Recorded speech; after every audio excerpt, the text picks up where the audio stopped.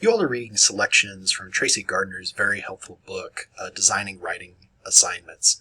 It's a book that's available free for download on the Writing Across the Curriculum Clearinghouse. We commonly call that the WAC Clearinghouse. The book was written mostly for K through 12 educators, but I found it to be one of the better texts in explaining how to write a prompt that students can get and understand for all kinds of levels. I borrow some of that, even writing prompts for this class. It's a truly helpful book. There are a couple things that I wanted to highlight in this brief video that touch upon some of the content in Gardner's book. For one, the recommendation about having a clear audience in mind, or thinking about audience, explaining to students the audience situation in a prompt, is absolutely key. I think that it's an essential piece of advice. When I teach first year writing, most students want to write to what they call kind of a general audience, kind of an audience that really isn't an audience. It's just kind of a vague, people are going to read this. However, when students write on the job, when they write in their public or their civic life, there's almost always a specific audience in mind. Even an op-ed to the Portsmouth Daily Times has a specific audience in mind. The trouble I have with the general audience idea, is that it really doesn't exist. And it distances writers from their readers. Like, they don't have to think about readers at all. They just need to think about a prompt, or they think about the rubric.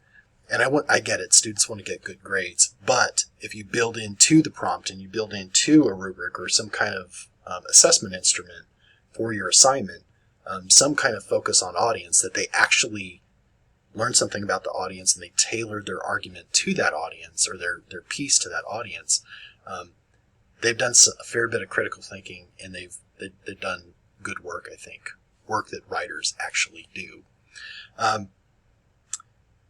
Asking students to identify a specific audience means that they need to kind of get outside their chute, get outside their bubble a little bit and think about other people, think about their values, think about their needs, their wants, and tailor an argument to that group.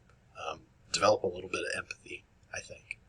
That's usually how writing works in my experience. You're trying to share an experience through the written word, and that means you need to put yourself in other people's shoes to understand what it is that they need to learn. That is one piece of advice. The audience idea is something I would like everybody to try to integrate into their draft prompt. I also want everybody to integrate the idea of choice into their prompt, into their draft prompt, and the final prompt as well. That's something that Gardner talks a little bit about, giving students options for how they show their learning. We don't have enough time in this class to talk about universal design for learning. I hope it's something that we can talk about later on in this program. But giving choices to students isn't just good pedagogy. It's also a way to build in inclusion and equity into your classroom. We've read about how students from different backgrounds need different considerations in the assessment process, how assessment can work to build equity. And I think choice, and providing students choice, is one simple way that can be done. You can, for example, assess a student's ability to integrate sources from taking a look at a traditional essay. But you can also take a look at a student's ability to integrate sources from a range of texts that they might produce. A podcast script where students are integrating different sources that they're going to provide to a narrator who's going to talk about this issue that's being researched. That's one way to go about it. An informative flyer that might go out to members of a community. That's another way. A prepared presentation to the city council. I mean, all of those involve integrating different kinds of sources, or they could involve integrating different kinds of sources. Not everything needs to be a traditional academic essay. The point is, providing choice to students gives them some agency over their learning, so that they own their texts a bit more. And that's more what writing looks like in the real world. Not to say that academia isn't part of the real world, it definitely is, but I think students being able to make those choices, they're going to have to make those choices when they're writing on the job or in their civic or in their private life.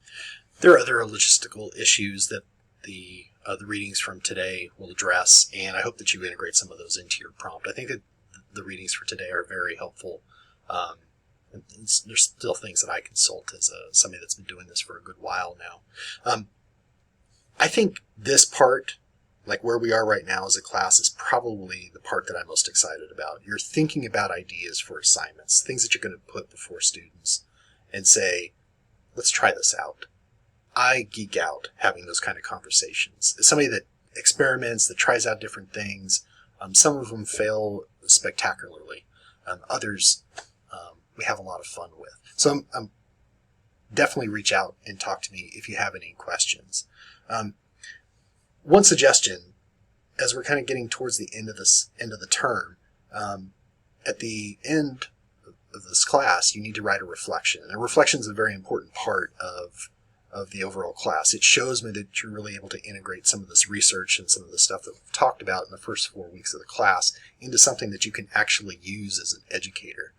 I think it would be a really good idea to start jotting notes. Like, I think my assignment, it builds upon these things that we talked about these assessment practices in week 2. I think that it does some of the equity stuff that Asao Inoue talked about in week 4. I think jotting down those kinds of notes is going to make things a lot easier for you later on. So definitely, I think it'd be a really good idea to start doing that kind of stuff. I'm super looking forward to seeing what you guys come up with. Very excited to take a look at these projects and see what y'all do. Do not hesitate to reach out to me to talk about this stuff. Like I said, I geek out about this stuff. Dr. Jen Scott and I, we spend a lot of our time at home even talking about assignments and assignment ideas. So you're not putting me out. You're not annoying me by saying, hey, can we talk for a few minutes about this assignment idea that I have? I'd love to have that conversation with you. All right, everyone. That's it for now. Looking forward to see what you all come up with for today.